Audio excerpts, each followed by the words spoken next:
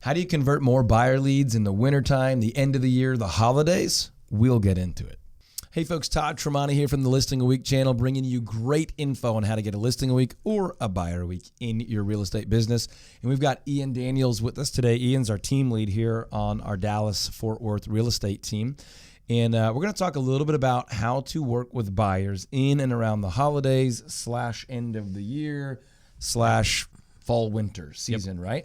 So this isn't massively different, but there are obviously some strategic tweaks to scripting and patterns and what you might call, people's reasons to not be ready, that kind of stuff.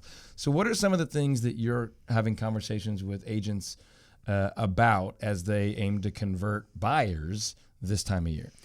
Well, the biggest thing that people have right now is it a good time to do anything? Should I wait till January? I just had a conversation with somebody 5 minutes ago that was like, man, we're thinking about selling our house. It was actually a townhouse. Should I do it now or should I just wait until January? Right. And I just got to inform him and just kind of educate him a little bit on the holidays don't make that big of a difference in terms of how many people are looking for a house. Right. In fact, there's an argument you could make that more people are available to do it because they're off work, they're in town, they've just spent a few days inside their house, and they want to get out on the weekend and go and look at some homes. Right, and so depending on where you live, I mean, if you're in like North Dakota or the tip of Michigan, it may be feet of snow on the ground in your market, but statistically speaking, go do your research, people are still buying houses. It's likely to be a lower total number, but part of what Ian's getting at is the number that remain are so much more motivated and efficient that effectively, depending on where you are and how you're marketing a home, it may be as good, if not better, of a time to sell. Now, we're focused on buyers in this video, but many times our sellers are also buyers, and their reluctance to sell is because their fear around buying. But let's speak specifically to, let's just say, a home search lead on the internet, right? Signed up on your IDX, home search, whatever website. And what are some of the common objections? You just mentioned, I think we're going to wait till next year. What are some other ones? Well, a lot of times you just don't feel like there's much inventory out there, right? Well, we're still in a seller's market. It still feels like we're in a seller's market. Yeah. So just kind of wait until we see the right house. We don't see it yet. Right. So we're really kind of, when we need to understand motivation, right? Hey, do you want to be in a home by the time the holidays roll around? And then figure out which holiday, right? Thanksgiving and Christmas are a month apart. You need to know which holiday they want to be in by.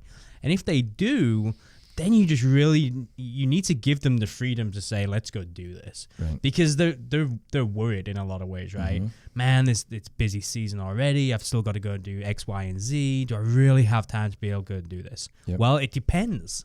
If you want to make time to go and do this because it's something that's important to you, then yes is the answer. And I'll back away 20,000 feet from that and just say a lot of people are reluctant to buy this time of year because of some arbitrary stereotype that someone told them that, no, you want to buy in the spring and summer.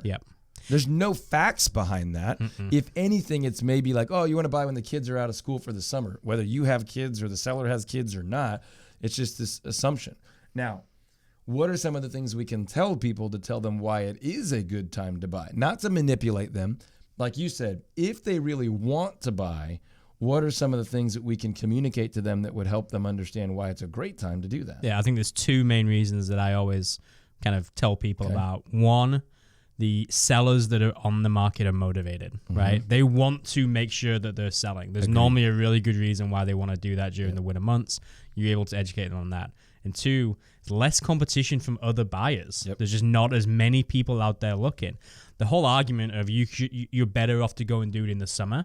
Well, you're dealing with a lot more people because, again, a lot of people really believe that that's the best time to do it. But you're also dealing with, a lot of window shoppers, right? On the sell side of things, well, but we're going to get more showings in the summer. Now, that's probably true, but you're going to get a lot of people that are just kind of walking through. Well, on the buy side, you're just going to face more competition. So those are really the two key reasons. And I agree. Those are the two of the best. I'll add one and then I'll communicate those just slightly different wording so you can try to use whatever's most comfortable for you. But number 3 is school's out over the winter break also.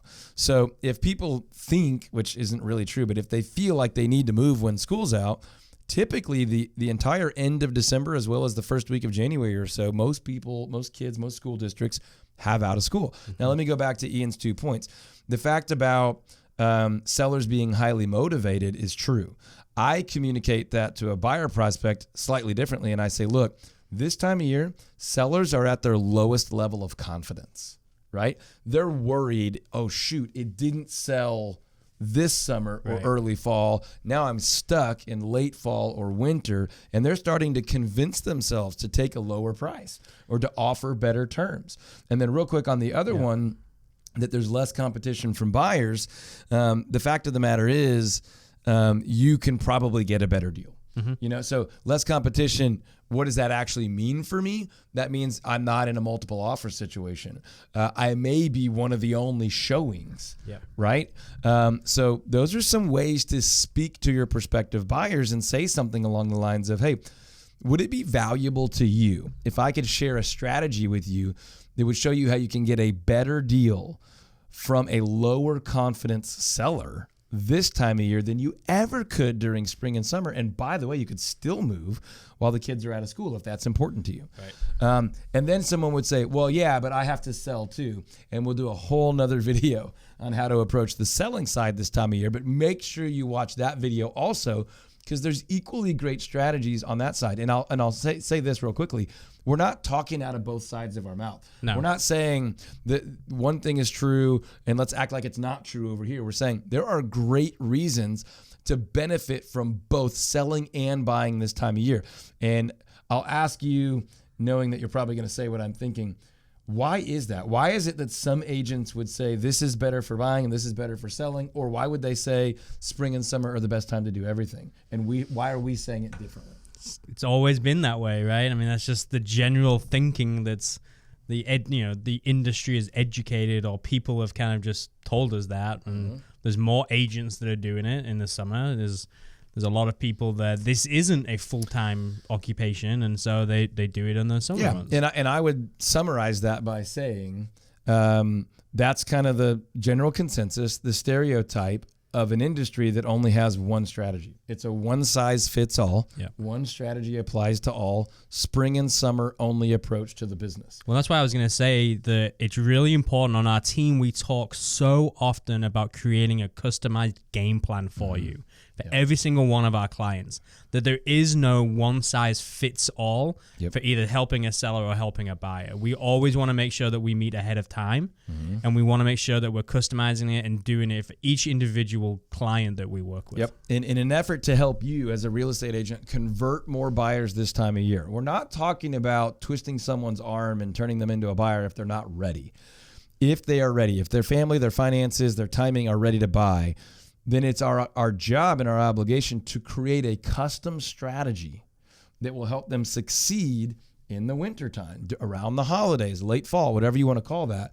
The fact of the matter is, a great agent will create a strategy that will make any time a good time to buy or any time a good time to sell.